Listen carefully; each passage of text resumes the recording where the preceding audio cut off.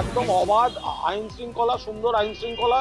কিছু দুষ্কৃতী, কিছু কাণ্ড কারখানা যারা করে, আগের থেকে সব অনেক কমে গেছে। আগে বামফ্রন্ট জমানার তুলনায় প্রচুর কমে গেছে, অন্য রাজ্যের তুলনায় কমে গেছে। আমরা চাই না একটাও হোক। পুলিশ তদন্ত করছে। আগের বারও তো দেখা গেছে অন্য রাজ্য থেকে এসে এখানে এসে ডাকাতি করছে, অন্য রাজ্যে অস্ত্র ট্রেনিং ক্যাম্প চলছে, সেখান থেকে আচমকা এসে এসব করে আবার অন্য রাজ্যে গিয়ে আশ্রয় নিচ্ছে। ফলে এখানে কারা কি করেছে সেগুলো পুলিশ যথাযথভাবে তদন্ত করছে।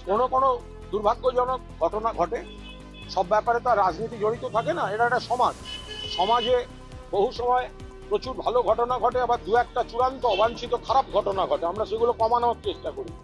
যদি কোনো খারাপ ঘটনা, নিন্দনীয় ঘটনা, বাজে ঘটনা ঘটে থাকে, তার জন্য পুলিশ প্রশাসন আছে, তারা ব্যবস্থা নিচ্ছে।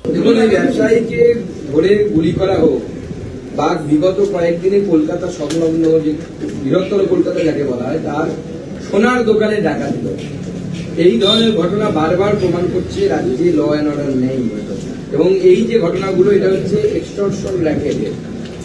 যে 8 জন মিলে ঘিরে ধরে ব্যবসায়ীকে যে গুলি করা হয়েছে, আমার মনে হচ্ছে সেই 90-এর দশকে মুম্বাইয়ে যেমন একটা এই দাউদ ইব্রাহিম এবং অন্যান্য গ্যাংয়েদের দৌড়াতে একটা এক্সটর্শন র্যাকেট ছিল, অর্থাৎ তোলাবাজির র্যাকেট ছিল, যে আপনি টাকা না দিলে আপনার উপর আক্রমণ হবে, আপনাকে মেরে ফেলা হবে, আপনার প্রাণহানি হতে পারে।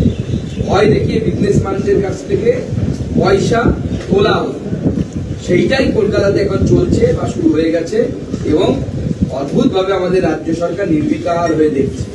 সম্ভবত এই তোলাবাজির টাকা থেকে পুলিশ এবং রাজ্য সরকারের যারা মাথা আছে তারা পয়সা পায় বা পায়।